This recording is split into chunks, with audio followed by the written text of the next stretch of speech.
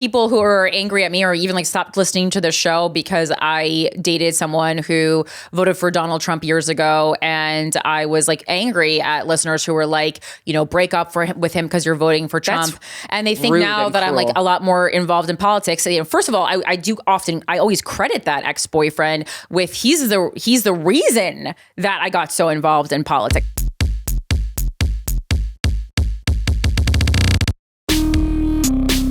Welcome, guys.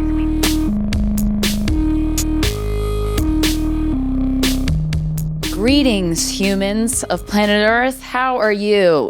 What a time we chose to incarnate on this godforsaken rock in the middle of space. Welcome to another exciting, thrilling, arousing episode of Guys We... Hi, this is the Anti-Slut Shaming Podcast. I'm Corinne Fisher. I'm Krystyna Hutchinson. Welcome to the show. If you want to send us an email, it's sorryaboutlastnightshow@gmail.com. Make that subject line interesting. And we're going to do a solo episode today. I have a bunch of emails. Yes. I wanted to say some things first, though. Yes. I've been noticing men doing something really considerate. What's that? And I want to give them their flowers. Being quiet? Kind of. At night, almost that great. The last 3 nights, I've been walking around in the dark. I mean, I've been on my way to something, and not just wandering the streets. But then, if it's no one else on the street except me and a guy, and they're either coming towards me or behind me, I cross. I don't want that smoke. I know what it's like to be a woman, and. So they've been crossing before I get to the chance to cross. Oh, that's just because you're over 35.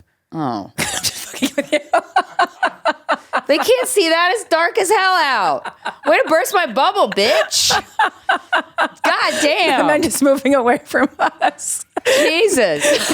They just smell our womb drying up and they go, I'm going to actually make a move.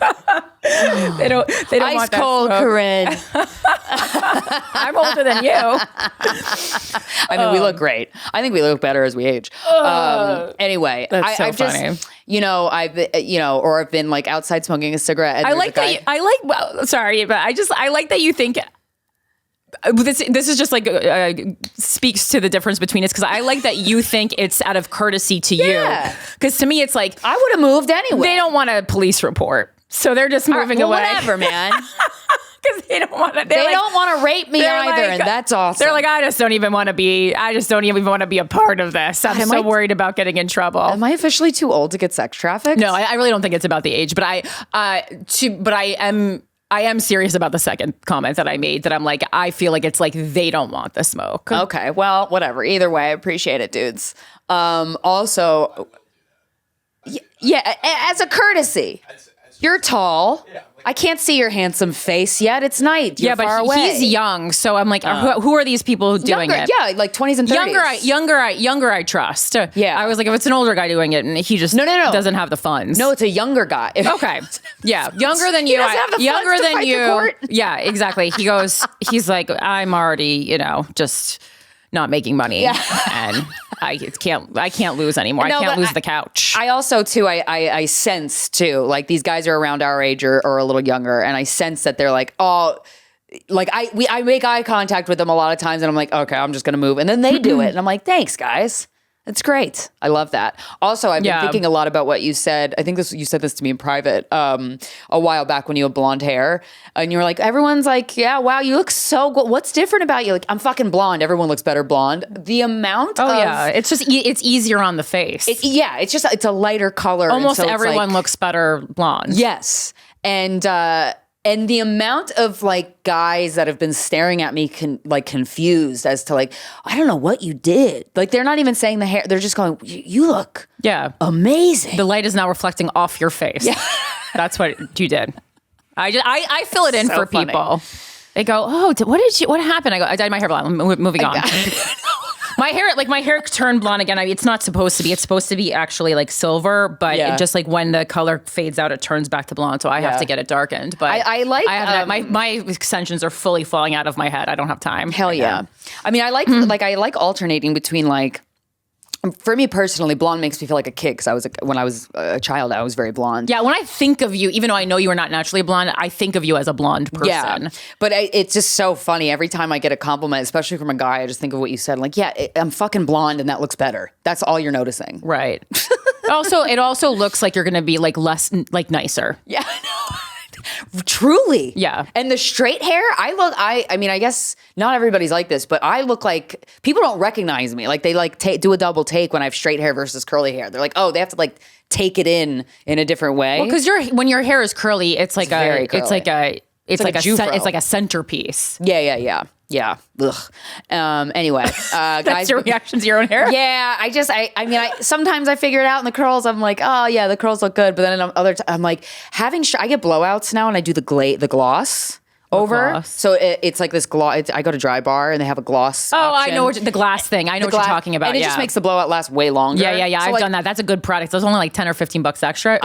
It's really worth it. It's so worth it because, all right, I'm going to admit something and I'm not ashamed. I don't wash my hair for like 7 to 10 days. Yeah, no, we know. I do dry shampoo. Yeah. Oh, you do? You know? Well, you talk about it all the time. Oh, I do? That I don't wash my hair? You say, I'm not a big shower person. No, I shower every day. Oh, you do? Yeah. Because I have the wraps. No, Yeah. I have to shower every day because I need the stink of the day and other people's energy off of me. True. I do like a cleansing shower every night. Ugh, God. Ugh.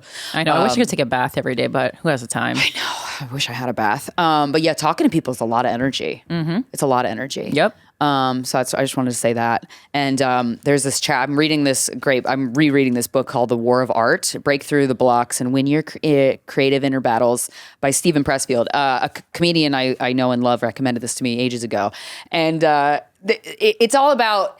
But this, I think, this relates to all of the emails. Like, we're going to read a bunch of emails on this episode. It's just like the crux of everybody's problem is resistance.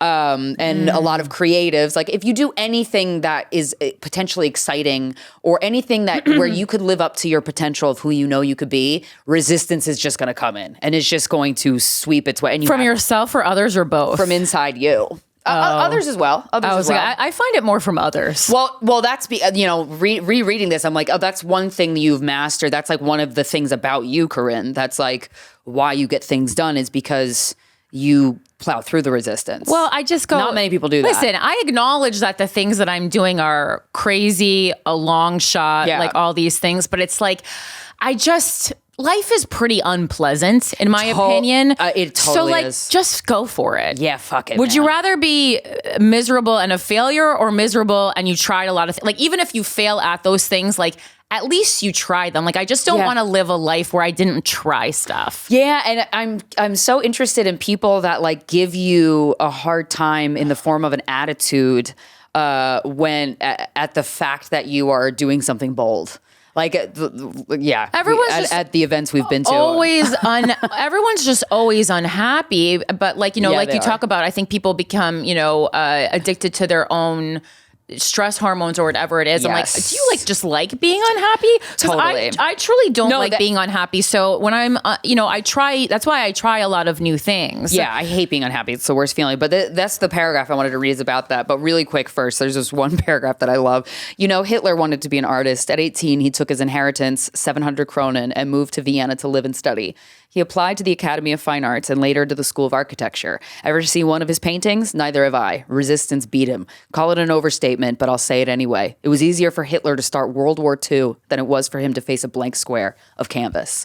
But the chapter, this paragraph that I really love, that I'm like, oh, this has so much to do with people's addiction to stress. Resistance and trouble. We get ourselves in trouble because it's a cheap way to get attention.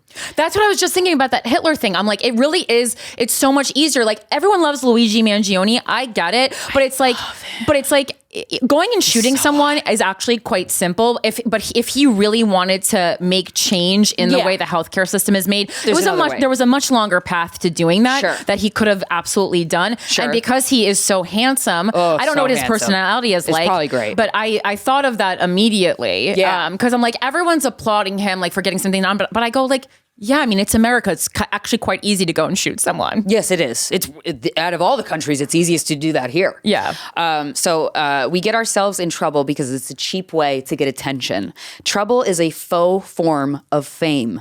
It's easier to get busted in the bedroom with the faculty chairman's wife than it is to finish that dissertation on the metaphysics of Motley in the novellas of Joseph Conrad. Sure. Ill health is a form of trouble, as are alcoholism and drug addiction, proneness to accidents, all neurosis, including compulsive screwing up, and such seemingly benign foibles as jealousy, chronic lateness, and the blasting of rap at 110 decibels from your smoked glass 95 Supra. Anything that draws attention to ourselves. That feels a little racial. Oh, really? No, I'm thinking of all the kids I went to high school with who had... I feel like that's a little racial, but okay. Oh, okay. I mean, all the white kids in my high school had 95 Supras, so oh God, the smoky glass. Anyway, anything that draws attention to ourselves through pain-free or artificial means of manifestation of resistance. Cruelty to others is a form of resistance, as is the willing endurance of cruelty from others. That's a very interesting perspective. Cruelty to others is a form of resistance, as is the willing endurance of cruelty from others. And last paragraph, the working artist will not tolerate trouble in her life because she knows trouble prevents her from doing her work. The working artist banishes from her world all sources of trouble. She harnesses the urge for trouble and transforms it in her work. I want to DM that to all the comedians who, instead of writing new stuff, just like sit around and complain about the other comedians who got Netflix specials when they didn't. Yeah. I just like, and that's why I shut can't. the fuck up. Like in a guy, one cares. When I've dated guys that are like, they complain about something they can control, I will go AWOL on you. I'll never talk to you again. Like I fucking not, if that's like a chronic habit of like a thing that they resort to, I hate that in any person. So yeah, just wanted to read that. It's pretty cool. Guys, I'm going to be in London the first week of April, and I'm waiting on confirmation, but April 4th and 5th, go to my Instagram at Krystyna Hutch to find out exactly, because I'll be blasting it on Instagram. But April 4th or 5th, I'm going to be doing spots in London. And Baltimore, Maryland, April 10th, 11th, and 12th, I'm headlining the Port Comedy Club. Naples, Florida, what's up? I'm doing a one-nighter in you, baby. April 24th, Off the Hook Comedy Club. I am headlining. And as always, I have a Patreon that I'm very proud of and really enjoy every single week. I do group therapy on Zoom for 1 hour. We just go around and talk about some real serious shit you've been contemplating, metaphysical stuff if you want to talk about that, or, really intense traumatic stuff. Every time that we have one of these conversations weekly, it is just, I always leave the Zoom chat feeling better about humanity than I did before I entered. And that's a very rare thing, especially on the internet. So patreon.com/Krystyna Hutchinson and at Krystyna Hutch for those London dates. And then I will be... I guess Eric's going before me today. Oh, I did. I'm sorry. Go right ahead. Hey, you know what? I'm gonna edit all this out. Yeah, I'm across the street. You know what? I'll just take this Don't edit this out. Don't fucking edit this out. This is real. This is real. All right. So obviously you can listen to Without a Country, my political podcast. Every Wednesday we live stream on YouTube at 9 p.m. Eastern time. You can also call in. We've been having some really good in-depth conversations. Basically anything you go, oh, why isn't Corinne posting about this? Now that you've been saying that, I think you guys catch on that I'm really only posting about municipal issues because I got to stay on topic right now. But there's long form discussions every single week about everything that's going on nationally on the show. I also just think it's like a lot of things need a nuanced conversation, which is the part, which is part of that. So I'm just like kind of like over the age of like posting infographics. I'm kind of over it. But we have very long conversations about everything every week on Without a Country. And then obviously I'm running for mayor of New York City. You are? Shit. Some exciting news. I've been calling every one, or, I'm getting to them one by one. I have thousands of people, literally thousands of people to call, but I do want to get to everybody. And thank you for making a contribution to the campaign. We did hit that first financial goal that we set for ourselves, which was raising over $100,000 in the first 50 days of the campaign. I know, you can look at other numbers for other candidates and go like, oh, okay, well, everyone, these other people raised a lot more. But there's also, candidates who have spent many, many years in politics who are considered serious candidates who I've raised more than, especially, period by period. We got a shout out in the New York Times, the Daily News. I did my first mayoral forum this week on land preservation, and I have another one coming up on environmental issues, and I have some on air press coming up. So again, like just to put it into perspective, and I had a longer conversation about this on Without a Country, but I know it feels like I don't want to, although part of the reason I am running is to see if it's really possible for someone without a political background, like an everyday person, to run for political office. I'm certainly not trying to make my candidacy about being like a victim. Who says that? No, me. I'm saying it because I think like there is a lot of gatekeeping that's happening. Oh, I see what you're saying. Okay. But I don't want to like harp on that. I think that, I want to tell you that yes, like access journalism does exist, and like other candidates definitely are like, well, if we don't mention this person, then she doesn't exist. But I think overall it's actually pretty cool and impressive the amount of movement we've made in one of the, this is like pretty much the biggest municipal election in the country, I would say. And so it's pretty cool, the movement we've made since January 31st. And then furthermore, we have until April 28th to make matching funds. We have a long road there, but it is quite possible when you break down the math. And again, like getting to $100,000 was quite a feat, especially when you're doing it basically in like $30 donations. But we did get there. So I just want to reiterate that all New York City residents, your donations, when I hit the threshold of $250,000 matchable dollars, are matched by the city 8-1. This will turn our campaign into a $2 million campaign, like immediately. Yeah. Which would change the entire game. Like money equals access. One of the other candidates who's running, who everyone was kind of like laughing at the beginning when he announced his candidacy, has now maxed out at $8 million, almost $8 million, because there's a limit on how much you can raise to run for mayor.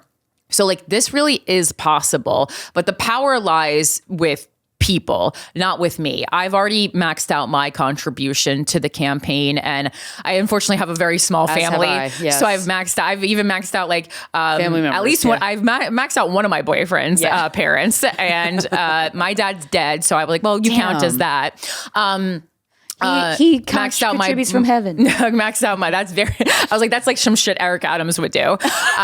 You have a dead parent donating, maxed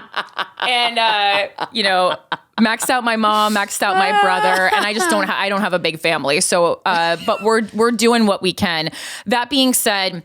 If you are listening and you are a New York City resident, any of the 5 boroughs, I am asking you earnestly to donate simply $10. $10 is the lowest amount that counts for matching funds. So it has to be at least $10.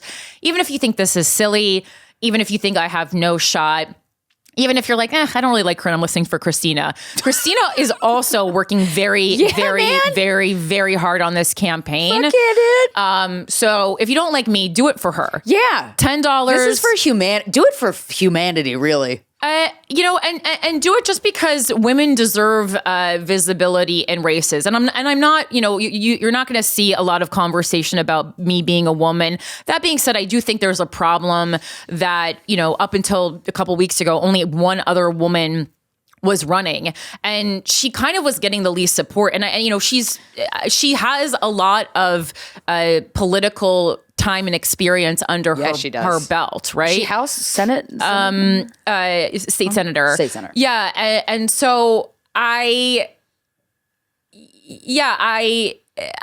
think that we shouldn't be running on identity politics, but I also think that we need to start seeing more women trying big things. There's lots of conversations about like what it takes to be qualified to be mayor. In any other place that isn't New York City, people are like, oh, New York City is so big. Okay, well, it's still a municipal election. And running for mayor in a lot of other places, like someone with my level of experience, my age, the amount of time that I've lived in the city, like would be completely feasible. You'd almost be like you would be so qualified to run for mayor in a small town because of your activism. Not even a small town. Like, places like Portland, Oregon and stuff, things that are like major. Yeah. We see candidates similar to me running and doing well, performing well. So I think part of this is expanding our minds, and like we've set up this hurdle for ourselves. Like, New York City is so big. Like, yes, it is larger. And yes, we do set the tone and pace for other parts of the country in the way that perhaps other cities don't. But like, you're kind of psyching yourself out. It's still a municipal election. And you still have municipal responsibilities. And obviously, with so many more people to take care of, you have a much larger team. So the role in and of itself is not terribly different from other areas. And I feel like just everything, people try, we set up boundaries for ourselves. And I've really been loving the tour that Bernie Sanders and AOC are going on right now. Because, too. AOC's been laughed at enough. And I've certainly had conversations on Without a Country. Like, is she qualified? What does it mean? I think like these front-facing, these public-facing political roles, we're getting bogged down with these conversations about policy, experience, etc. When what we really need, and Barack Obama was proof of this as well, is like and Donald Trump, I got to give him his credit, even though I think it's taking people in the wrong direction. He's still getting people engaged and excited about politics again. And to me, that is the role of someone who's more public facing, like a mayor, like a congressperson, like the president, right? So when people are talking about, well, like, why mayor? Why something so big? Again, it's because you need someone who is charismatic and a leader. When we're talking about qualifications, has a track record of getting people engaged. And there's very few candidates who are running for mayor that have a track record the way I do of getting people engaged. And that's what you want. Like, you have people to handle legislation, and you have people who are experts in all of the different sects of government that you need to cover. That's not the mayor, really what you're looking for. So this constant, conversation about qualification, the leaders who have inspired us the most in recent history are actually the people with the least political experience. Like, when you look into the history of Barack Obama, there was no way he should have become president. The stage was set for Hillary Clinton to become president. Yeah, man. But people weren't responding to her because she's a woman.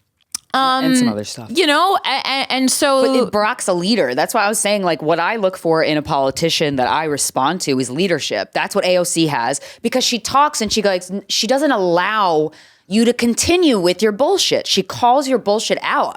She speaks in normal language. Yes, and we are in what I believe to be a very spiritual crisis, which the population, America, New York City, the world at large has been through over and over again. So we always overcome this. So that the fact that we're in a spiritual crisis is not a bad thing. But now is where the time we go, okay, now we decide where to pivot. Do we want to pivot towards leaders who lie to us, who are looking me dead in the face and saying they're doing something that they're not, or they're not doing something that they are? Like, it's such horseshit.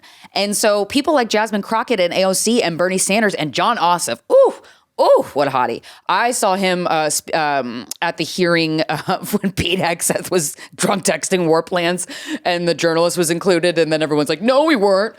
When they were being questioned by I think it was the Congress, Tulsi Gabbard, was that her name? Yeah, whatever. Yeah. Jon Ossoff was like coming at them like, stop this. I'm not going to allow you to do the lying thing. It's not cute. It's stupid. Like, what are you doing? Mm-hmm. And so it's like these, all those spiritual videos that I was following a while back that I kept watching about like predictions were saying we're going to have two different realities existing at the same time. Mm-hmm. I don't know if this is what they meant, but it feels like this is what they meant. Like, there's people in two completely separate camps of reality, right, where they accept lies and they don't want to face the truth. And then there's the side that wants common good for all people and wants to face the truth dead in the eye, even if it's not something that they want to hear. Yeah. So it's like that we're at odds. Those two forms of reality are at odds. And to me, it's why I'm so excited about your campaign. Your campaign is a chance to pivot in the right direction. Yeah, I mean, if anyone gets anything out of the campaign, I want it to be to acknowledge that you've been treated like shit by your government for a really long time, and it doesn't need to keep going that way. Like we're in an abusive relationship with our government, but let me tell you, it does not need to continue.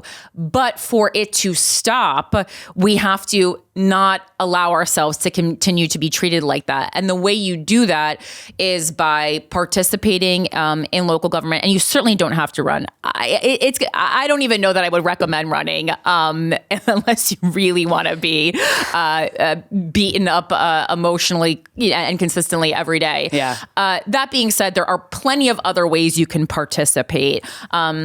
And that includes donating, and it doesn't need to be a lot. But when you're working with grassroots, everyone needs to participate, and, doing things like volunteering, canvassing, phone banking, all of this kind of stuff really, really matters. Stopping on when someone, asks you, are you a registered Democrat on the street for 2 minutes?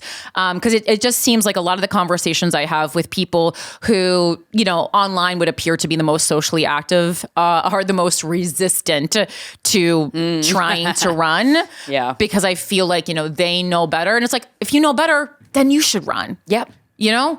That's what Are you gonna? That's why I truly think the same thing is like, when I was doing stand up, if you don't like my joke, write your own and go perform it. There you go. I don't know what to tell you.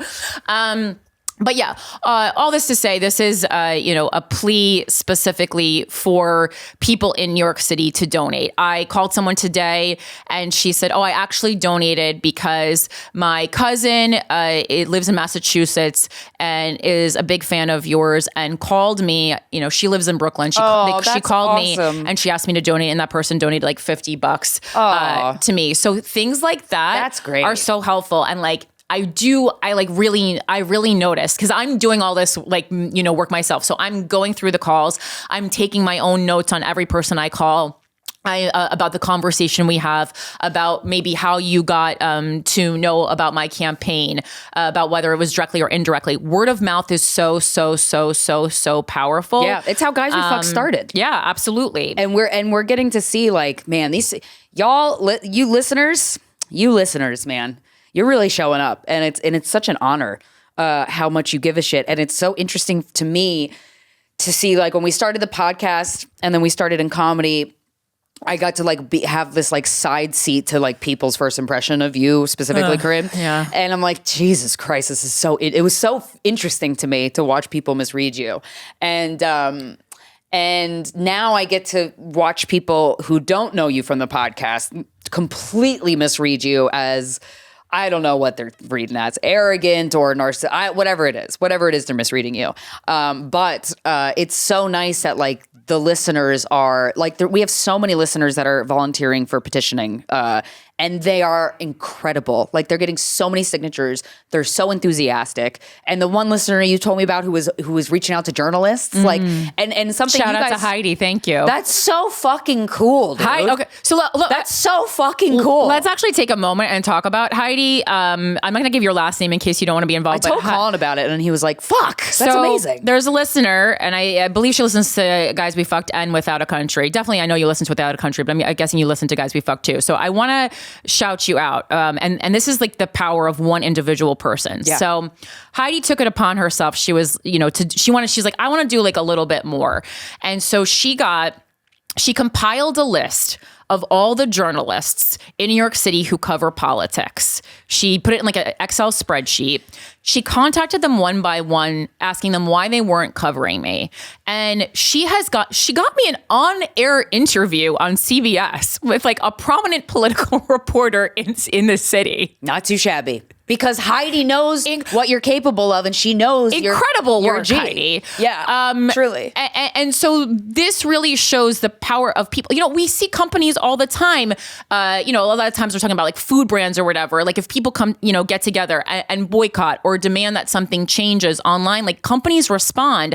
So you can get the same reaction from journalists. Oh yeah. And we see it.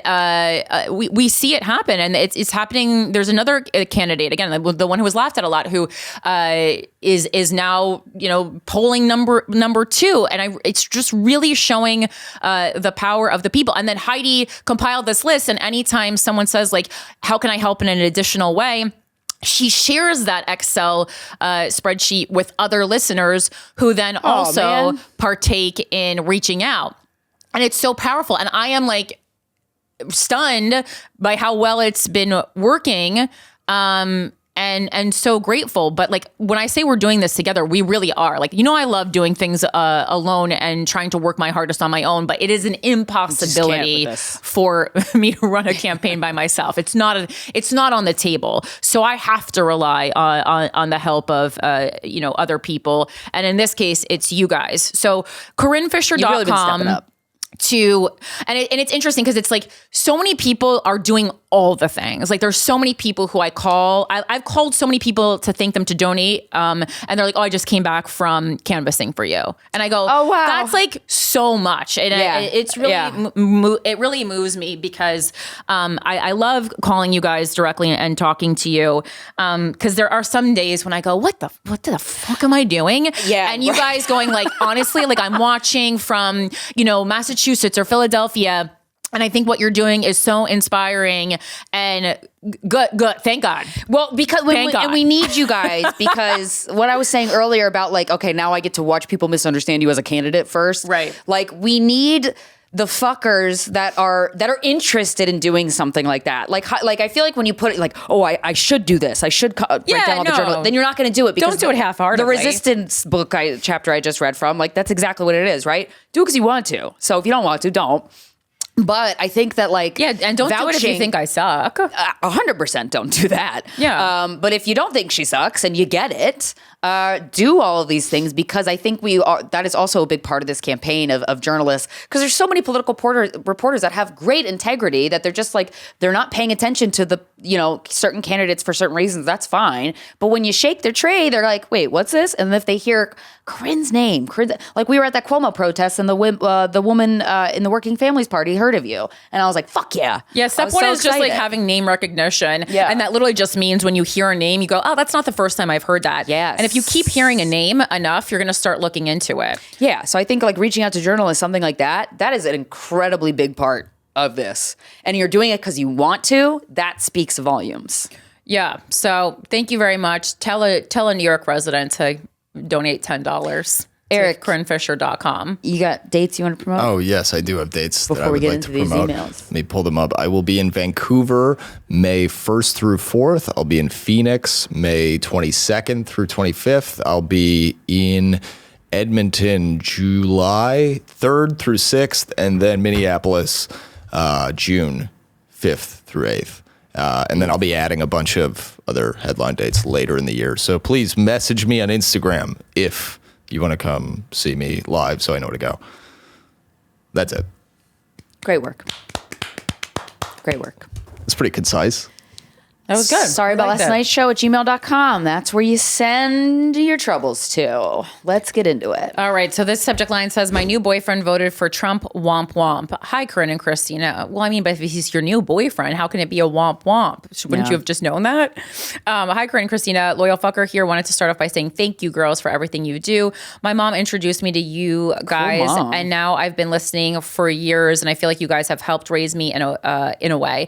As a 22-year-old, I will say that I think your show is far more helpful and relevant to relationships than Call Her Daddy. Oh, thanks. Shots fired. Pew, pew. Not that you need any confirmation on that, is that I'm sure you're well aware, but just wanted to throw that out there. Well, Thanks, I mean, girl. I agree, but like, and that's part of the reason that I'm like a little bit bothered by it because I just earnestly don't think that they're giving good advice to young people. Like, it's kind of like, it's like they bastardized our baby, you know? Well, I feel like people, sometimes they just rather be hot than better. Put it on a sticker. I agree. Anyway, now I'll get into my Call Her current Daddy. Are you problem. okay with your looks? Listen to guys be fucked. Yeah. Anyway, now I'll get into my current problem. I switched some names to keep this anonymous-ish. I made up a new word, anonymous, but I like that one. Yeah, I like that one It's like too. monogamish. Yeah. I was hesitant to email for a minute because I was trying to figure out how I feel about this situation before asking for outside opinions, advice. Wise. Love that for you. Don't know if I'm even 100% sure how I still feel about it, but here we are. Some background about me. I just graduated college in May, and that was also when my most recent relationship, it was 3 months long, but you're 22, ended as well. So that is a relationship. Yes, it is. We broke up because I couldn't see myself myself marrying him or being with him long term, and I didn't want to waste my time on a long distance relationship like that. Good. Well, I mean, you're 22. That's like the one opportunity you have to date people where it's not going to work out and like who it's just going to be fun with. I don't know. took everything so seriously when I was 22. That's like my 2 cents. I just feel like that, like, this is the opportunity when, like, to just date someone who you're like, oh, this is like a cool boyfriend to have. Like, it's never going to work out, but like, what a cool boyfriend. I'll look to back have. on this one fondly. Yeah. I spent because I feel like there's a lot of interesting people that had I been thinking long term, I wouldn't have dated, but I'm like glad I did. Yeah. I spent my summer casually dating and realized that there really aren't many eligible men out there. I mean, certainly not when you're 22. It could be my location. I'm from upstate New York, but it could also be just a general thing about men my age in their 20s. Correct. I found that I couldn't connect intellectually or physically with the guys I was casually dating. This period of 4 to 5 months helped me figure out a little bit more of what I'm looking for in a partner, so that aspect of the casual dating stint was helpful. I started nursing school in August, early September, and hung up my dating hat as school has been pretty intense. Fast forward to November, December. I ended up seeing this guy, we'll call him Larry, No, you didn't like him. at my place of work pretty frequently. I waitress part-time for reference. I thought he was super cute and seemed normal. Also, I thought it was a green flag that he hangs out with his family, and I wanted to drop my number on a receipt or something. I love that. Love doing that. Never got the balls because I thought it'd be awkward to do in front of his whole family. Fast forward a few weeks, and I ended up eating at my place of work with my family, and he was sitting at the bar alone, so I went up to him and introduced myself and left my number. Okay, I love this. We ended up going on a few dates and having a really great time. He's funny, kind of awkward in an endearing way, smart, creative, good with his hands. Literally, he woodworks and makes guitars and shit. Oh, and very attractive. Okay, Larry. We connect physically and can have very good conversations as well. By the the minute she said woodworking, I go, of course he's a Republican. Liberals can't make a fucking shelf. I know. We got to work on that, guys. That was your dead giveaway. He can make something that's not a pie. Yeah, he's conservative. He didn't vote for Kamala. He's conservative. Okay. I wish we could bridge that gap, because mad respect to these woodmakers. Yeah, liberals learn how to make a chair. By the 4th or 5th time we hung out, I had to ask the politics question. I'd like to think I'm averagely informed about the current happenings of the world. I follow a lot of political accounts on Instagram and look at AP News as well as CNN and Fox at times, so I can get an overall picture of what's going on in our world.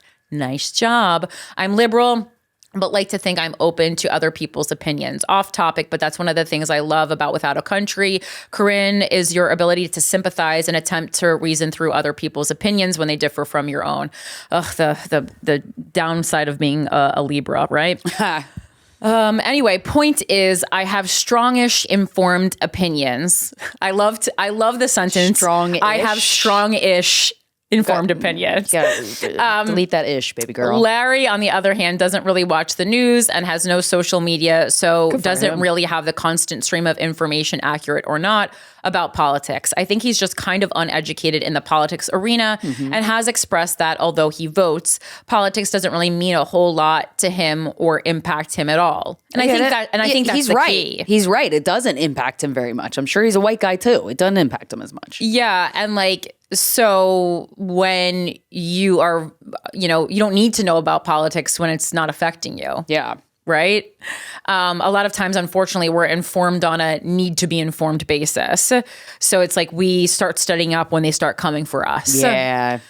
He's a white guy, so of course he can say that. Nailed it. I also know his parents voted for Trump, so I think that he could have been influenced by, that could have influenced him as well. Yeah, of course, if you're in your early 20s, for sure. He admitted that he voted for Trump because he thought he would be good for the economy. I mean, Trump said he would be good for the economy. So in fairness, he just believed the liar. That happens. Which I kind of view as a cop-out answer, because Larry said that he doesn't think Trump's a good guy. I would also love to know how much money Larry has at 22 that he's this highly trying to hold on concerned to with the economy. What 22-year-old really needs to keep an eye on the economy on that level? He wants a BJ. He doesn't care about the economy.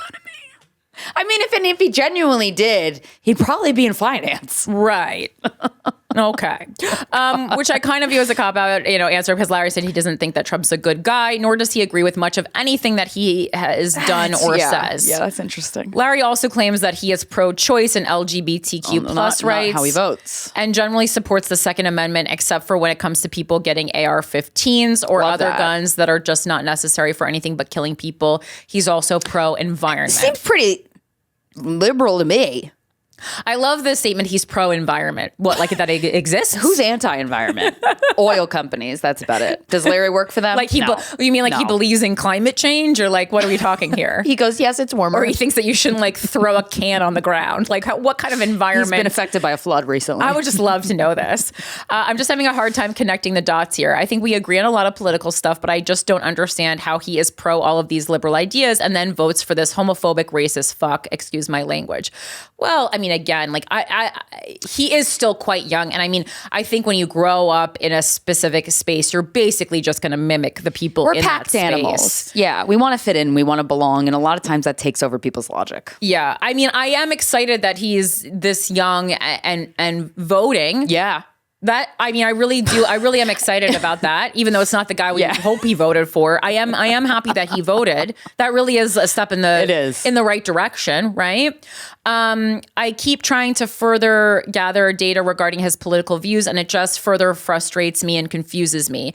How can this really nice, smart guy who claims to support human rights vote against all of that and kind of not care? Because you put more thought into his voting decisions than he does. Yeah. And I also, there's tons of stats that talk about, did he go to college? And there's nothing wrong with not going to college, but just like the statistics of people who didn't go to college voting for Trump versus people who did go to college are overwhelming. And I think that you can interpret that as like people are stupid. Okay, well, that's a different conversation. I wouldn't say they're stupid. I would say they don't have access to accurate information. Perhaps is the way I would say that.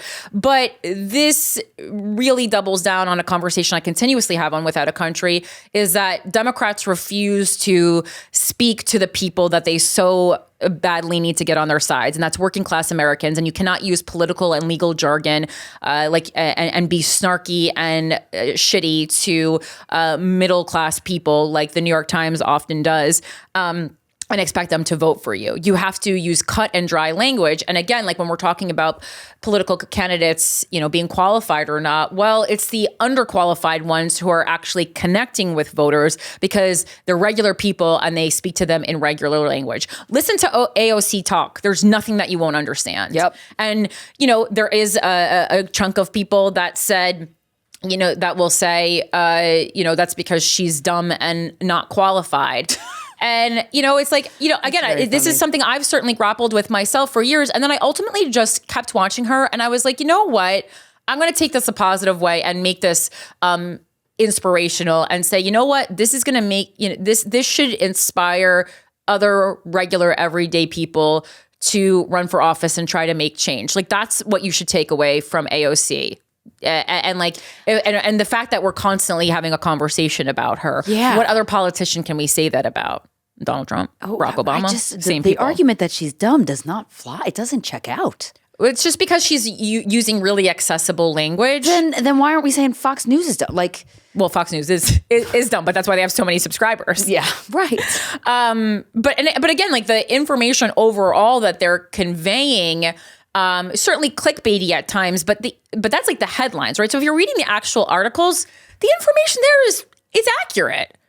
It's not accurate. A lot of times, like I said, like they blow up small things. Yeah. And op-eds across the board for any news source, please know, are just opinion pieces. It's just one person's thoughts.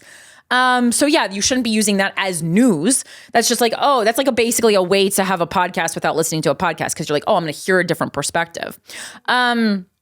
All right. So how can this really nice, smart guy who claims to support human rights vote against all of that and kind of not care? He also doesn't totally recognize his privilege with that he's able to kind of let politics take a backseat because changes over the next 4 years won't infringe his rights at all. That's a whole other thing that I have been gathering data on. I also wonder, like, what's his socioeconomic status?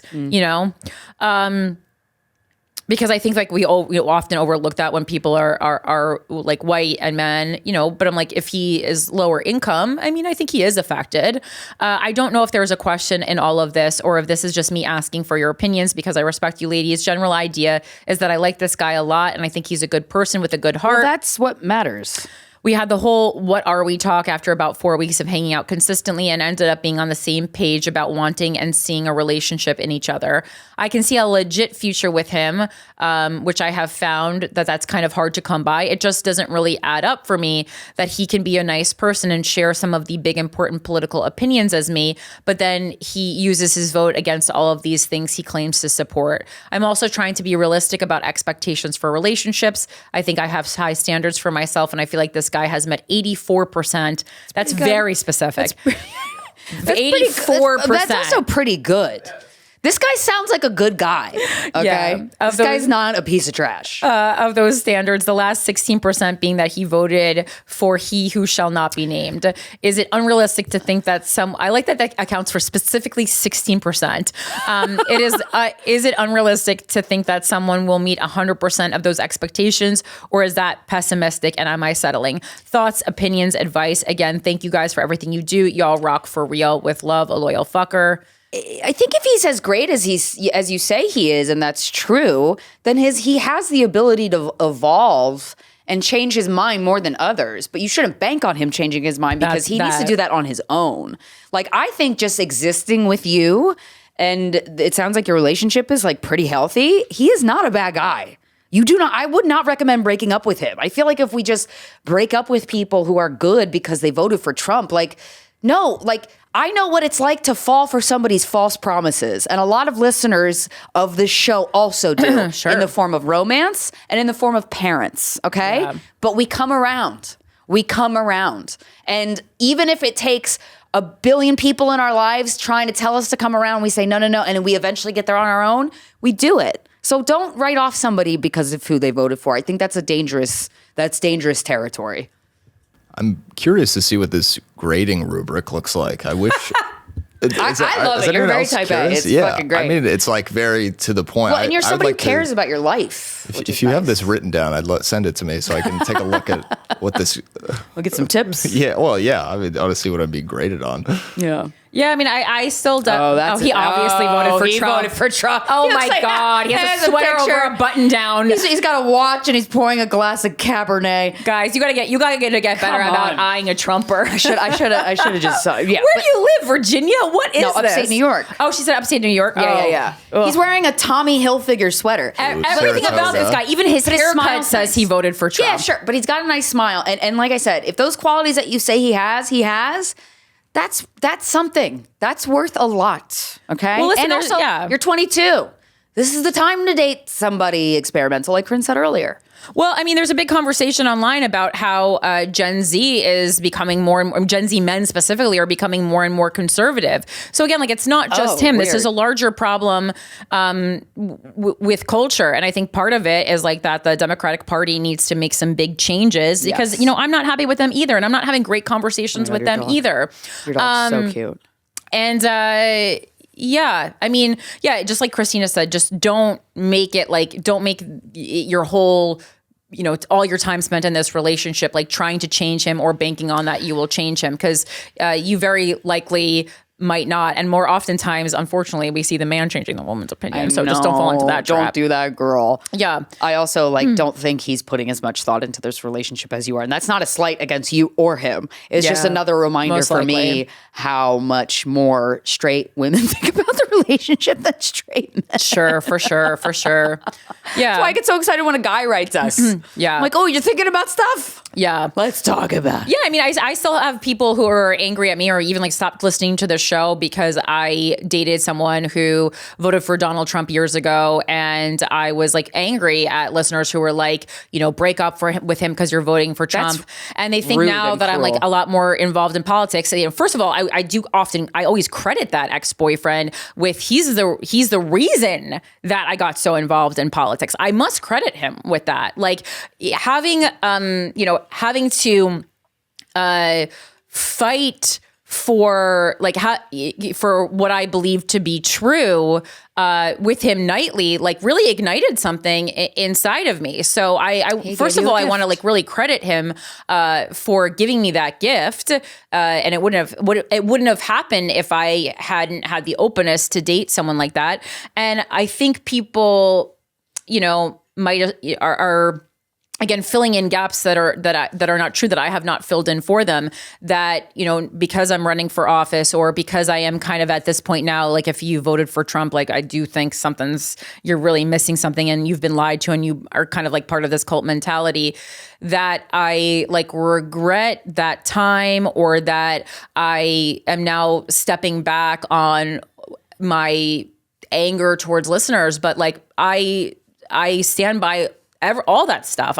That still upsets me, and I still think that I should have been able to have an open conversation about that, and that I shouldn't have had people demanding that I break up with my boyfriend. Like, so none of that has changed.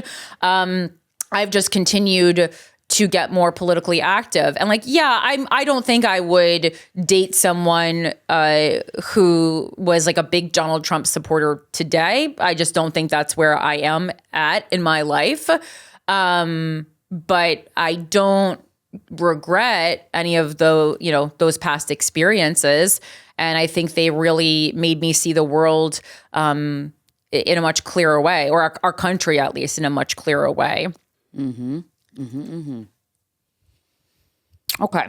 So we're not gonna have time for all these comments, so let's just make some adjustments. All right, next subject line: dealing with pervy brother-in-law. Ew. Dear Corinne and Krystyna, loyal OG fucker here. Been supporting Corinne for mayor from day one. I'm forever in debt to you both for the priceless advice, honesty, and laughs you've given over the years. Corinne, I truly admire your authenticity and integrity.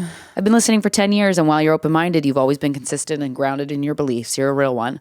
Krystyna, your lightness, curiosity, and playfulness inspire me. I feel like you're a kindred spirit coming from a stony, alien, supernatural, obsessed, curly-headed fuck. Eric, you're here. Honestly, oh, we love Eric. I know. Honestly, you're all hilarious, legendary, and I love you. I, 33 female, am married to my husband, 36 male, and we have a 3-year-old daughter and a baby. Our relationship is good, healthy, communicative, and I genuinely feel like I didn't settle. Nice. Love that. Good for job. you. He's my person. But here's where I need your advice. His family, specifically his brother. Okay. Well, you didn't marry his brother, so that's good. We'll call my husband John and his brother Zach. Zach, early 40s. His wife, their 2 kids, 12-year-old boy, 15-year-old girl. And my mother-in-law all live here in the same city. Ugh. From the start, I saw that John was very close with his family, more intense than I was used to. He's a great guy, but there's this side of him that bends to his family's will. We've all been there. Like he just cannot set boundaries. There's a lot of strangeness in his family dynamic. His mom even acts like she wants to fuck him. So common. Very common. So common. But that's a whole other story. For context, both John and Zach had really traumatic childhoods, because their mom wanted to fuck them. Both experienced sexual assault. Oh, fuck. And were exposed to wildly inappropriate situations growing up. That really sucks. And that makes sense why the brother's pervy, because if that happens in your childhood, the odds of you becoming overly sexually active are high. My biggest concern is, and has been, Zach. From the start, he's been pervy, watching softcore porn on his phone in front of everyone, including the kids. Okay, he needs a timeout. That's fucking insane. Without a second thought. He makes sexual comments constantly about anal and stuff towards me, my friends, and any woman around. Yeah, Zach needs therapy. Like, he needs an intervention. He masks it as jokes or bits. Is he a stand-up comedian? No? Okay, then it's not a joke. And also, as stand-up comedians often like to use things as bits or jokes that are just misogynistic and racist and xenophobic, and the list goes on. But it's creepy as fuck. Normally, I'd tell a guy like this to go fuck himself. But with him, it's harder. He's family. But honestly, I think it's because he intimidates me. He has a massive gun collection. Oh, Jesus Christ. No one with a gun collection is actually brave. Okay, anyway. I think it's because he has a massive gun collection that he loves cleaning in front of me and my kids. Oh my God, Zach hates himself, and he has so much shame. That's an intimidation tactic. He's doing that on purpose. It's really pathetic. psychotic. Yeah, guns should not be taken out in front of children. He has left guns out around them. He's verbally abusive to his wife and kids, yelling, raging. It's gotten worse over the years. Yeah, this guy desperately needs trauma therapy now. I think he just needs to be arrested, honestly. I mean, maybe that'll do it. Since having my daughter, my awareness of how dangerous his energy has only heightened. Recently, things boiled over. Nearly every time we're around Zach, he makes comments about his 15-year-old daughter's breasts, how big and nice they've gotten. It's disgusting. What is he, Jessica Simpson's dad? What is he, Donald Trump? Ugh. Jessica Simpson's dad? Oh my God. Dad, stop sexualizing your daughters, That's fucking weird. He even sexualizes her on social media, posting heavily censored nude photos of her? What? That's child porn. Like, it makes me sick that those images even exist online. I feel sick writing it. What the fuck? Are you kidding me? That's terrible. Okay, he is normal. Okay, Yeah. I would low-key probably call child social services or something. I've always had a gut feeling that something more could be happening, and I mean, statistically, I think you're right. But I've never voiced it out loud because it would feel like blasphemy to John. That's crazy that John is in that much denial. Yeah. But you're not, so you're going to help John get out of that denial, okay? You're a partner. He's your partner. You got to help him. I would never make that accusation lightly, but the discomfort is eating me alive. Yo, I would just straight up have a conversation with the 15-year-old privately. 15-year-old, she's old enough to have a conversation with. 15 is a very... I want to protect her. Yeah, I would just Also, if you can ask it, just be like, hey, like, how's everything? And are you okay? How's everything? Yeah, I would say that. I mean, my tactic, I mean, there's still more of the email to read, but I just want to, next time they're all gathered, go, why did you post near nude photos of your 15-year-old daughter? That's weird. And then just let him own that. I've told John how uncomfortable Zach makes me. I've told him I don't want Zach around our kids, especially alone. Yeah, John, absolutely not. John agrees his brother is fucked up, but still minimizes it, especially because he works for Zach's company. Fucking who cares? There's got to be another company he can work for. He feels trapped. Family, money, loyalty, all tangled up. Yeah, he's doing that to himself. He needs to get another job ASAP. I don't want to be that bitch who tries to sever a man from his family.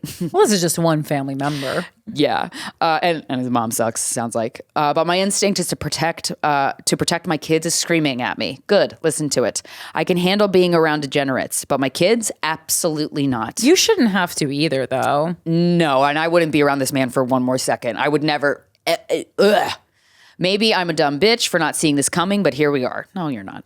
I've set my boundaries. Zach is never to be alone with our daughter. Guns, never lying around when my kids are there. That's like serious. I mean, because someone's going to accidentally die. Yeah. The problem when I perform, I'm a singer, so many evenings I'm gone. John uses that time to visit Zach. And when I ask him if he's enforcing my boundaries, he hesitates. He says he, quote, doesn't see it the same way, so why should he? Honestly, I think it's his fear of confrontation. And that's what terrifies me because I know he won't speak up, especially to Zach. Yo, straight up, one of your kids is going to get physically injured or sexually assaulted. Yep. This is no. I'm heartbroken. Call the fucking police on this guy yourself. I would privately. Absolutely call the police. No one will know. It's anonymous. You can do it anonymous. I'm heartbroken for Zach's wife and kids. Me too, dude. But I don't know what I can really do. Call the cops. I tried to make sure the kids now know I'm the safe person. Good. I know I'll speak up if something happens, but this shit is exhausting. Oh yeah, it's also exhausting to wait for something bad to happen. That shouldn't be how our systems work. That also shouldn't be how we function. I'm so done people pleasing though. It's the best feeling in the world, learning that giving zero fucks is the real secret to life. I will be the bitch if I have to. I'll be the bad guy for my kids. But I need John to wake the fuck up. I need him to have my back. I need words or tools to get through to him because this is non-negotiable. Absolutely. You're a good mom. If you've made it this far, thank you. Seriously, I'd be grateful for any thoughts, advice, or just to hear you talk through this. Attaches a photo of us because why not put faces to the dysfunction? P.S. I was talking to my mom about Corinne for mayor. She's heard of you all the way on the West Coast. People know there's a fresh, honest candidate in New York ready to change everything. You got this. We're cheering for you. Thank you. Thank you, you brilliant slut goddesses. With love and respect, a loyal fucker. Ugh, wish I had time to be a slut. Me too. Can't wait to dress like one again. Oh, I can't wait for you to dress like one too. That's the hardest part of this campaign, wearing button-up shirts. Oh, yeah. Just I have them all in my closet. I keep finding them. I go, let your titties out at Gracie Mansion. I gotta find these button-up shirts. Okay, or button-down shirts. It feels like button-up though. This is. I mean, I love to, bring divorce to the table, but like this is grounds for it. But her husband, I could tell he's a good guy, and he just hasn't faced the terror of his life yet. And I don't think it's like, I think you have to have a real conversation, and the conversation is like, I love you, and there's nothing that, in the way you treat me it is great, but like you not understanding that our kids are in like really imminent danger. Very alarming. Is really alarming me, because we are co-parenting these children together. Like, I do feel like it really is grounds for divorce. Like, I mean, this is. I mean, look at the facts. This is terrifying to me. Like, look at the facts. To me, it is so obvious. This is one of these like. I'm like, put down the email and call you immediately things where we go, you got to do something today. Yeah. Guns and a guy who is like who's sexualizing his 15-year-old daughter. Yeah. I mean, he's already broken the law. Really, really, really bad is going to happen. And it's so clear. And you know this. Yeah, you do. You can feel it. I can feel it through the email. You know something is bad. So like, and I think what is stopping you that you don't want to tear your husband away from his brother? From his shitty family. Yeah, I mean, it's not that he needs to wake the fuck up and he needs to support you. Like, this is an imminent danger situation. Something really, really, really, really bad is going to happen. And it's very clear to me that your husband, John, in quotes, one, hasn't faced the trauma of what he went through with the sexual abuse as a child. Yeah. He has not faced that. And it's not an easy thing to do. And it makes you go backwards for a second, but then you go forward. So it's so doable, and it's necessary to lead a productive life. And number two, I think he looks at Zach as also not facing the trauma that he's experienced. And if John, your husband, can't feel compassion and empathy for himself to go to therapy, then he's channeling all of that empathy that he should have on himself to his brother, Zach. And that's why he's creating excuses for Zach, because he's like connecting to Zach's pain in a way that's like, we're buddies in a war. No one gets what we've been through except us. But that protecting is putting you and your kids in danger. Yeah, so that's fucked. When you bring, I understand that it's his brother, but when you bring people into this world, they have to be your number one priority. Yeah, ma'am. Like, they have to be. And so there's an ultimatum here, and he has to, like, it's not that he can't see or talk to Zach anymore, but your kids cannot be around this guy. I'm never going to that fucking man's house again. They cannot be around this guy. And I think Zach needs an intervention. I can't imagine his wife and kids are happy with him as he shows up as a husband and a father. I can't imagine it's good. There's got to be friends that are getting fucked over by him in some way. Like, this guy is just a walking bomb. Yeah. I mean, it's like, with any kind of like abuse of an adult, like it's really hard to, call the cops or whatever, but like, you can report him anonymously about the kid stuff for sure. Yeah. I mean, he's going to get in big trouble, but at least it'll get you away from it. It'll get him out of the situation. He needs a sobering wake-up call. And I think, like, having the authorities involved will wake your husband up. Again, like, I know it's hard. That's like a huge secret to keep from your husband. But, like, if your husband won't pay attention to you, he's too brainwashed. You got to take matters into your own hands. Yeah. Like, this guy needs to be removed from the situation. Yep. And I mean, I'm sure somebody else saw that photo of his 15-year-old daughter, so they could have reported him. That's really alarming and eerie. Mm-hmm. Yeah. All right. This says, is being a good person when you come from a lot of traumatic childhood enough? Hey, let's get into it. I have 3 older brothers. My 11-year-old brother passed away from an accident in the home when I was 2. Oh no. My parents divorced when I was 5 and used us kids as weapons to hurt each other in a very messy divorce. Oof. Crazy glue in locks by my dad. Children's aid being called to our school by my dad to embarrass my mom. Oh no. Intense emotional guilt trips and silent treatments if we showed interest in visits with the other parent by my mom, etc. Oh my God. That sucks. I remember my mom saying, I'm not going to be a basketball parent. You either live with me or him. This caused separation among the siblings as my 2 older brothers took my dad's side and I took my mom's. My mom would make me refer to the popular store-bought cookie dad's oatmeal cookies as mom's oatmeal because using the dad word was triggering for her. Our mom should be friends. My mom refers to me as the business associate. She won't even say my fucking name. Oh boy. So this emotionally immature parents or something, huh? Just an example to show the petty emotional immaturity. My brothers experienced similar emotional abuse while our basic needs, food, a home, clothing, etc., were met. The total disregard of how us kids felt did do damage to all of us in different ways. My relationship with my mom has been a wild ride, but present day, we are at a great spot. For about the last 5 years, she's done a lot of work on herself. We've had many conversations where I've aired out all my grievances with her, being brutally honest, telling her she hijacked my childhood, etc., and she agreed and apologized. That's nice. Without that, I don't think our relationship would have been salvageable. She's been a great grandmother to my children, and I told her I wish this is the mom I had growing up, to which she replied, me too. Aww. Just to have her agree, not make any excuses, and sincerely apologize was extremely therapeutic for me. Me too. She's really shown me with her actions that she is now a much better version of herself than the mom I had growing up. My dad and I never had a relationship from the time I was about 5 to 18. Around 18, I reached out to him and we would go for dinners, have drinks here and there, etc. But after about a year of that, he became frustrated at the fact that I didn't have interest in meeting his new wife yet, and I lost it. I sent a very hurtful text message to him with words I'm not necessarily proud of. However, no doubt they were my true feelings. He died about 8 years later. It's fucked up, but I do reflect on those times we hung out fondly, and even though it wasn't much, I am happy I had those before he died. I've seen a few mediums, and between that and what was a very real dream of him coming to me, apologizing for all that happened, I've been able to heal and make peace with how things ended and what had happened between us.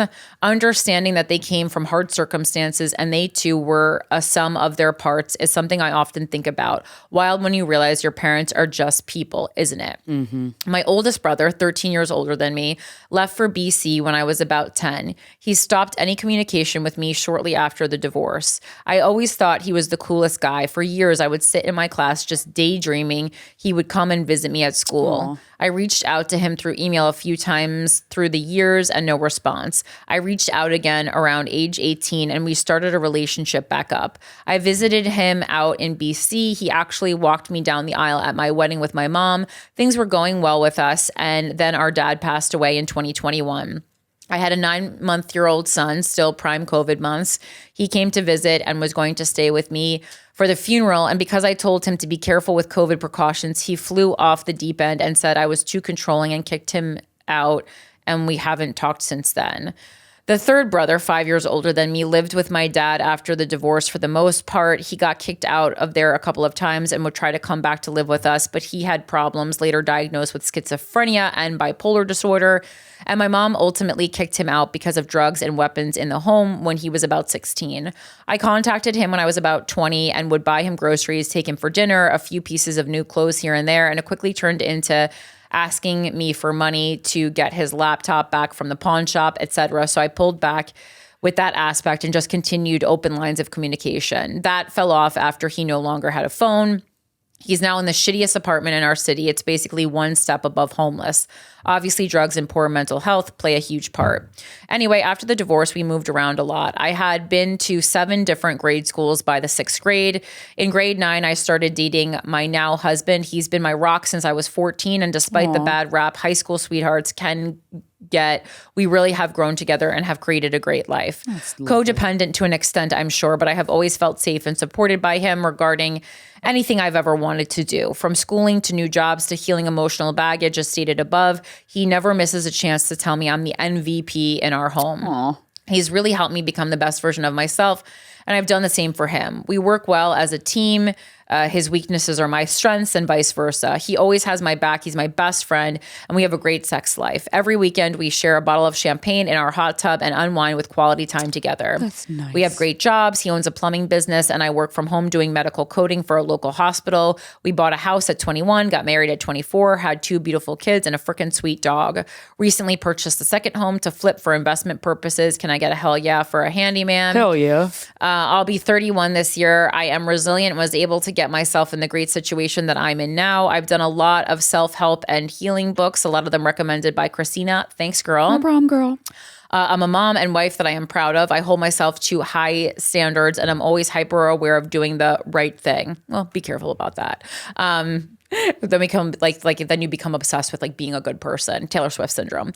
An active life with good food, active exercise, healthy kids, happy marriage, and good friends is all that I could ever dream of. Aww. The question: I can't help but think about my brother, who is pretty much homeless. All of these same things happened to him too. I think I was a little luckier to have a healthier brain to overcome a dramatic past. Yeah. I can't help but feel like there's something I should be doing to help him. I don't feel safe to even go near that neighborhood he lives in, nor could I ever let any of his old family drama bleed into my new life, especially children. I'm extremely protective of my kids, as you can imagine. Yep. But am I just supposed to wait until I hear that he's overdosed? I am worried I'll feel guilty when that happens, that I didn't do more. Is being a good person day to day in the life I've created enough? There's a voice in my head saying, move on and enjoy the life you've created. I would love your thoughts. Anyway, I'm a Luminary subscriber and OG fucker and love you gals. I definitely see similarities in you and I, Krystyna, and Corinne. I often find myself asking, how would Corinne handle this situation?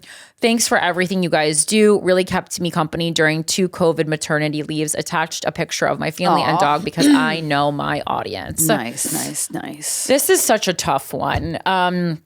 Because like your brother is struggling. Okay, so my first question would be, you express that you are worried you will feel guilty. So is your main concern here, and you can be honest, you don't try to give me the good person answer, because I know you're really, like, I see... You've definitely overcome a lot. I see a bit of myself in you, and like me getting over like the want and need to be a good person and do the right thing was such an important part in like my growth. Like, don't do things just because you think they're the right thing to do or that will make you a good person, because if that's the reason you're doing it, you've already you've canceled out. Because you feel like it's the thing that you as a person, like you want to do, that you're living in your integrity and your authenticity. Like, if you're doing the right thing just because you're like, well, this is the right thing, for the sake of it, like kind of mindless and monotonous, I would say honestly, don't even fucking bother. Because you could say in a way you're skipping a lesson there. Yeah. And you're not living authentically. And it's also just like it's not putting the energy out into the world that you think it is. And it also creates this thing that separates you from other people. When you continually do things, this is to me like one of the downsides of liberals is like we do a lot of things because we say this makes us the right person, and it's gross. It creates a stench on you. It's gross. It creates a stench on you, and we can smell it right now from the left. So I would say the first question I want to ask you is, do you want to help your brother? And again, be honest. So really, I'm not going to think you're a bad person if the answer is not the quote unquote right one. Do you want to help him because you are worried that the guilt is going to crush you if and when he overdoses?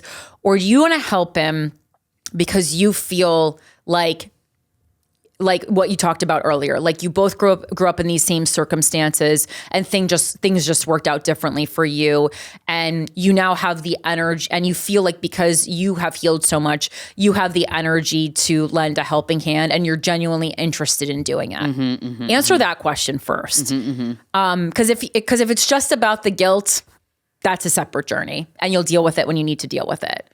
But if you're only doing it to save yourself the guilt, don't bother. Don't bother. That's a good answer.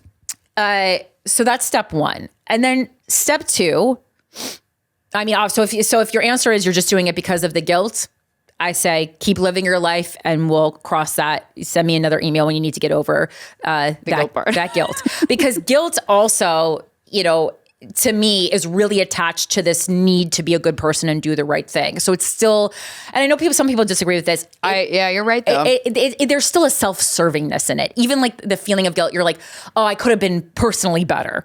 Okay, well, but you weren't. Okay, so I mean, like, just work through that yourself. But if you generally want to, if like, I also understand being like, man, like things turned out better for me than for a lot of other people. So I have this extra energy, and I do feel like, you know, I do feel this like want to give that extra energy to people who weren't as lucky. And like, I feel that a lot, right? So if you want to do that, I mean, definitely keep your kids away from him. I think if you don't have experience with mental illness and addiction, you probably need to contact someone. Like there are plenty of like friends of family of groups for people, you know, like Al-Anon. Al-Anon and like alcoholic or dysfunctional family. Right. What's that group?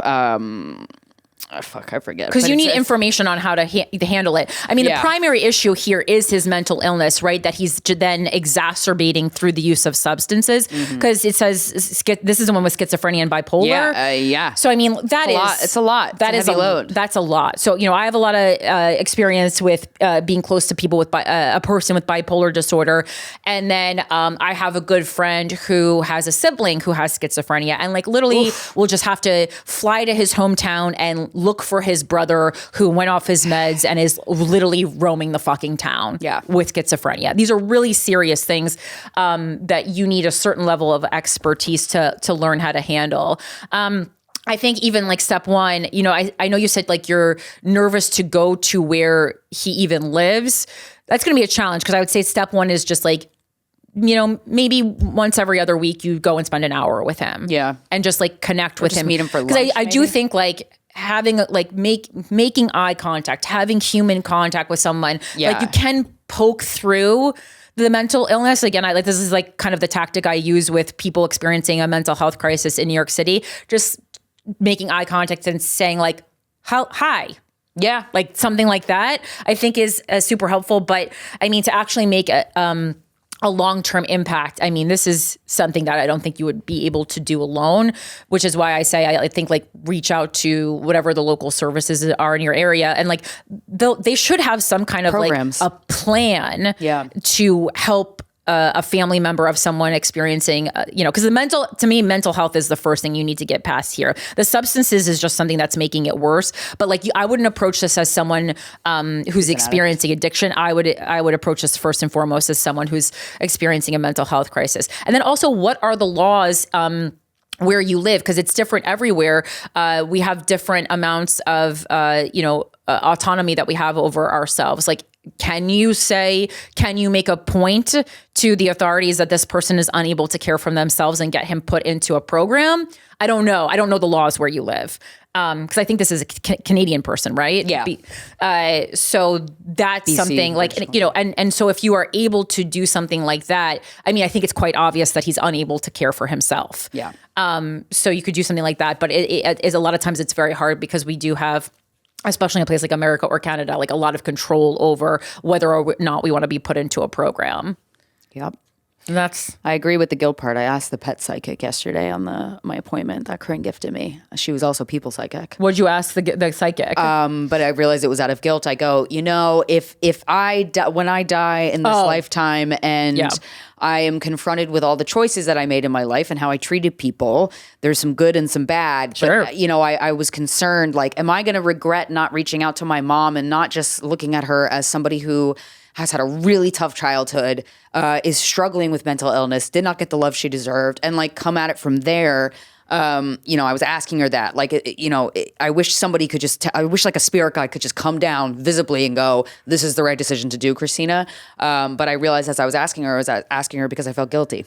That's not a reason to do something. So I do agree with you. Like, if you're just doing it to be a good person or to rid yourself from guilt, that is not the right way. That's not the strongest way to help somebody. And it also might make you feel better. It'll make you feel more burdened. Yes. And I like your idea of like doing like an hour a week with your brother if you have the room after you've kind of thought it over, because as Gabor Mate states, the opposite of addiction and the opposite of trauma is connection. And so I think allowing your brother to maybe feel 45 minutes to an hour of just his genuine, simple, no strings attached connection with his sister, that might help. I think that we make changes that are permanent when we do small things over a period of time. Yeah. And depending where he is, like, I mean, like if he's unable to even like hold maybe a conversation, I don't know where he's at in his mental health.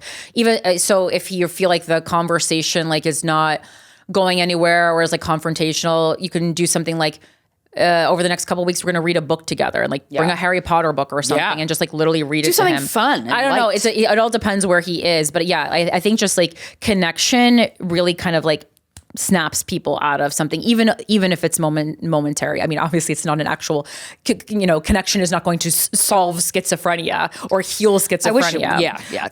You need meds for that. Mostly. All right, last email. I met my boyfriend on a reality dating show. He's a narcissist. Oh, crazy. My boyfriend, 24, me, 27, met on a reality dating show we were both on. We didn't actually start dating until a while after the show ended, but now it's been a couple years and we have the most tumultuous relationship ever. But do you love it? Yeah, if you're still with him, you do. He's a narcissist and I'm anxious attachment. Ooh, match made in heaven, says your ego. I want to preface by saying that I'm embarrassed to type all of these things I've put up with in our relationship, and even more embarrassed that I still want to be with him. All right, we're going to solve this. It's important to admit that. We are traditional people with similar views. I have differing political views from both of you, but I love hearing your opinions and perspectives, by the way. That's fucking awesome. I love that.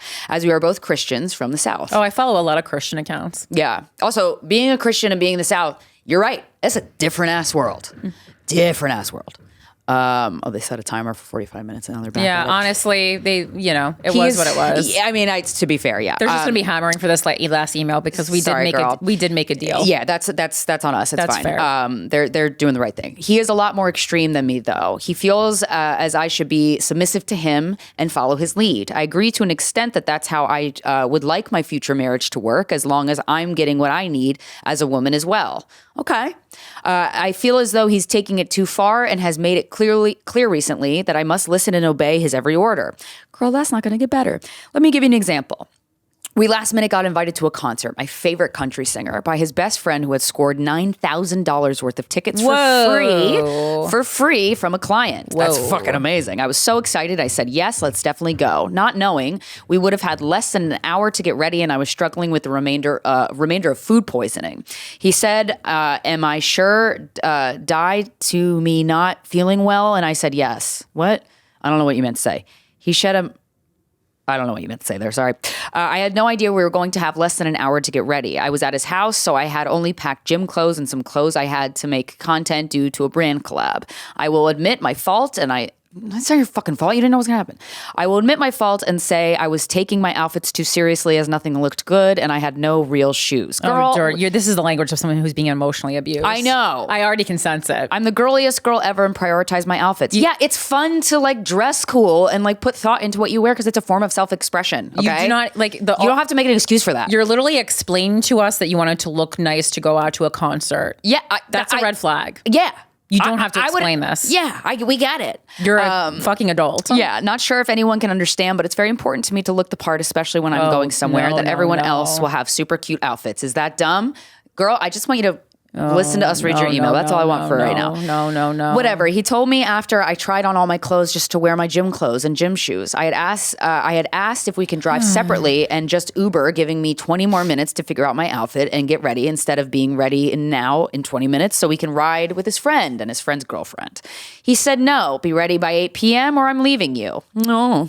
Immediately that sends me into a panic because I have abandonment issues. Yeah, and you're just triggering each other's bullshit. Some that he's attributed to by kicking me out of his car at 4 a.m. and leaving me at my sister's apartment, not making sure I get into the house okay, which I did not. She was asleep and the door was locked. And I was drunk, so I couldn't drive and didn't want an Uber myself that late at night. And blocked me as I called his phone a million times.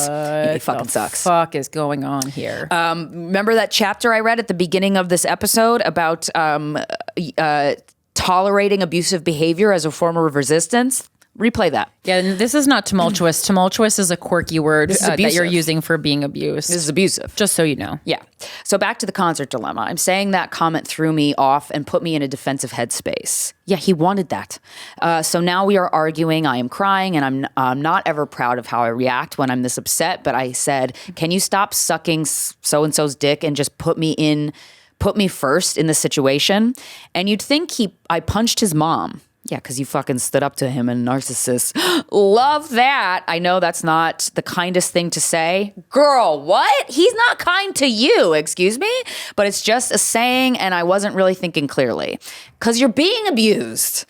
Long story short, he ended up uninviting me and leaving me at his house to go with his friends. Mind you, he lives an hour away, and I drove to see him so we could spend the day and night together as our schedules clash and we were very busy. So my feelings are not only hurt due to him leaving me, but also why couldn't we just have a convo where we both discuss if the concert should even still be on the table for both of us? You should leave your girlfriend behind. You shouldn't leave your girlfriend behind. His friend insisted on picking me up, ultimately missing the concert, and it's embarrassing that we are that couple that everyone knows is a shit show. We all played games and went to the fair. My boyfriend took cute pics with a stuffed animal he got me, bought me food, etc., just to break up with me the minute we got home. I feel so confused because why even come back to me and act like everything will be okay at the fair? Because this is the game he plays and he loves it, okay? He says I'm incapable of listening because I should have just put my gym outfit on and we would have had our any further discussions. But I'm still my own person. Is this a lost cause? Because can I have a successful future with someone who thinks I should be at his beck and call and not have a mind of my own? No. I'm so frustrated, and this has been going on for around 2 years. Okay, just read that last sentence back to yourself. I'm so frustrated, and this has been going on for 2 years. Let's take all Why emotion have you allowed out of yourself to be frustrated for 2 years? I think it's easy to get addicted to the highs and lows of emotional abuse. I get it. It's addicting. To be emotionally abused can feel cancerously good. Because it feels so good when you guys to make up. re-earn the love back. So that's the moment you live for with an abusive relationship. Yep. I'm trying to do this bit on stage where I'm like, being in an emotionally abusive relationship is like if something in your house smells like shit, you walk in 10 minutes, you're like, oh my God, it smells like shit. 10 minutes later, you don't smell it anymore. You're used to it. Yep. And then years later, your friend comes up, your house smells like shit. And you're like, no, you smell like shit. And you get defensive.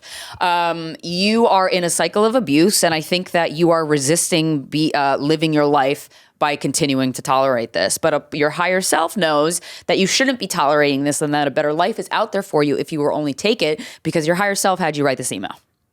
I'm like, okay, so I know the submissive thing that you're talking about, and like that's totally your choice. I mean, it's there are plenty of wives and cultures where it is recommended that the wife follow the husband's lead. Obviously, I don't need to tell you my feelings on that.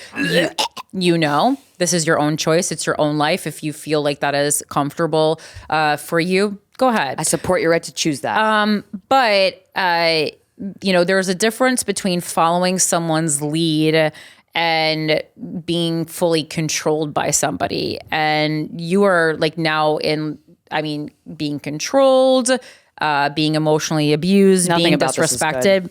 Like when we talk about the woman submitting to the husband, it is because he is taking care of her.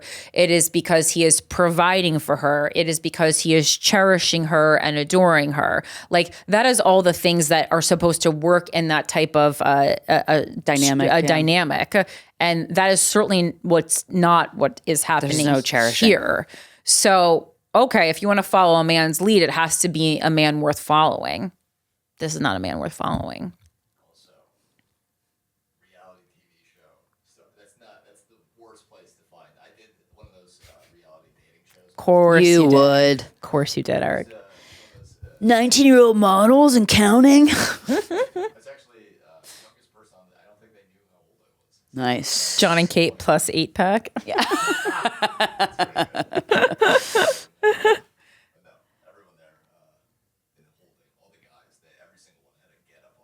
It's a big telltale sign. I get up. Yeah, get up. Like an Like outfit? a bedazzled hat. There's a difference between like an outfit. Yeah, I get up. Yeah. You got to have a gimmick. Oh, boy. Fucking fedora. Just go away with that fedora. Never wear a fedora in my presence. Yeah. Everybody. Oh my God. Yeah. This person is not worth following. No further comment. Yeah. And like also like you say you're a Christian, like would Jesus treat anybody like that? yeah, WWJD. He would not. He would not. Jesus was fucking nice. Jesus wouldn't leave for the concert without you, girl. Jesus will make sure you get to that concert and make sure that you are in an outfit that you feel good about. Jesus would have carried you over the sand so there was only one set of footsteps going to that concert. Jesus would never have left you at home to get into your sister's locked apartment and then blocked your number. Absolutely not. Absolutely not. If you call yourself a Christian, get on out of this relationship. But I really mean that, like, you know, so it's like, okay, if you're a Christian, like, do you have go talk to, I want to say like, go talk to like a pastor about it, but. Hey, they can be great. I've met a few I've read yours. I've read a few books by rabbis and pastors that I'm like, fuck, man, if this guy was my dad, I would have been way more successful in my life. Absolutely. So there's some sage wisdom to be gained. But you wrote this email because you know you're in a bad situation. And you want us to read it back, which is great. I'm glad you did that, and I'm glad we're reading this. Yeah, you're obviously open-minded if you listen to this show. 100%. We appreciate you, baby. God. You love God? Good for you. Fuck yeah, man. Yeah, hell yeah. You do whatever you do, but get out of that. You're better than that. Yeah. Thanks for listening, guys. Yeah. All right. This has been Guys We Fucked, the Anti-Slut Shaming podcast. Thank you so much for listening and being a part of this, and head over, go see Krystyna in London, April 4th and 5th. Go to CorinneFisher.com and donate money if you're a U.S. citizen, or, reach out to some reporters and say, why aren't you covering Corinne? Yeah. Remember, New York residents, every one of you listening, just $10. $10. Literally just one time $10. That's all. Don't get a Starbucks 1.5 times. Yeah. But every single New Yorker listening, and we know there's thousands of you because filled up theaters here. Here, I'll do you a solid. Don't take the Midtown Tunnel and do the Queensboro Bridge. You save $9.11, which is a fucked up toll for New York City to put on the Midtown Tunnel. However, as somebody who lives right by the Midtown Tunnel, you take that Queensboro Bridge one time, you save $9.11, you donate $10 to Corinne's campaign. Thank you so much. That's not even that's less than the price of a cocktail. They didn't even do anything. Place. Yeah. Yeah. Really appreciate you. Thank you so much. Have a great day.